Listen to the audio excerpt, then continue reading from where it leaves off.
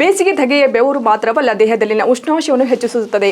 ಈ ನಿಟ್ಟಿನಲ್ಲಿ ದೇಹದ ಉಷ್ಣಾಂಶವನ್ನು ಸಮತೋಲನದಲ್ಲಿಟ್ಟುಕೊಳ್ಳಬೇಕು. ಈ ಹಿನ್ನೆಲೆಯಲ್ಲಿ ಬೇಸಿಗೆಯ ದೇಹವನ್ನು ತಂಪಾಗಿಡುವ ಕೆಲವು ಪಾನೀಯಗಳು ನಿಯಮಿತವಾಗಿ ಸೇವಿಸುವುದು ಒಳಿತು.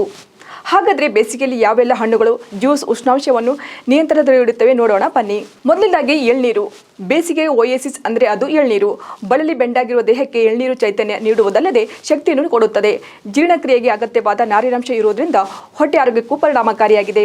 ತಾಟಿ ನಿಂಗು ಅಥವಾ ಐಸ್ ಫ್ರೂಟ್ ಎಂದೇ ಖ್ಯಾತಿ ಗಳಿಸಿರುವ ಈ ಹಣ್ಣು ಬೇಸಿಗೆಯಲ್ಲಿ ರಸ್ತೆ ಬದಿಗಳಲ್ಲಿ ಸರ್ವೇ ಸಾಮಾನ್ಯವಾಗಿ ಕಂಡುಬರುತ್ತದೆ. ವಾರದಲ್ಲಿ ಒಂದೆರಡು ಬಾರಿ ಈ ಹಣ್ಣುಗಳು ಸೇವಿಸುವುದರಿಂದ ಉಷ್ಣಾಂಶವನ್ನು ಕಡಿಮೆ ಮಾಡಿಕೊಳ್ಳಬಹುದು. ಮೂರನೇದಾಗಿ ಕಾಮಕಸ್ತೂರಿ ಬೀಜದ ಜ್ಯೂಸ್. ಕಾಮಕಸ್ತೂರಿ ಬೀಜವನ್ನು ನೀರಿನಲ್ಲಿ ನೆನೆಯಿಟ್ಟು ಆ ನಂತರ ಮಿಕ್ಸಿಯಲ್ಲಿ ಒಂದು ಸುತ್ತು ತಿರುವಿ ಕಲ್ಲು ಸಕ್ಕರೆ ಹಾಕಿಕೊಂಡು ಜ್ಯೂಸ್ ಕುಡಿಯಬಹುದು. ಇದು ಕೂಡ ಉಷ್ಣಾಂಶವನ್ನು ಸಮತೋಲನದಲ್ಲಿ ನೀಡುತ್ತದೆ. ನಾಲ್ಕನೇದಾಗಿ ಬಾರ್ಲಿ ನೀರು. 1 ಚಮಚ ಬಾರ್ಲಿಯನ್ನು ನೀರಿನಲ್ಲಿ ನೆನೆಯಿಟ್ಟು 3 ಗಂಟೆಗಳ ಬಳಿಕ ಚಿಟಿಕೆ ಉಪ್ಪು ಸೇರಿಸಿ ಸೇವಿಸಬಹುದು. ಇದು ಕೂಡ ದೇಹವನ್ನು ತಂಪಾಗಿಡುತ್ತದೆ. 5ನೇದಾಗಿ ನಿಂಬೆಹಣ್ಣು. ನಿಂಬೆಹಣ್ಣಿನ ಬಗ್ಗೆ ನಮ್ಮ ಪೂರ್ವಿಕರು ಈಗಾಗಲೇ ಸಾಕಷ್ಟು ತಿಳಿಸಿ ಹೋಗಿದ್ದಾರೆ.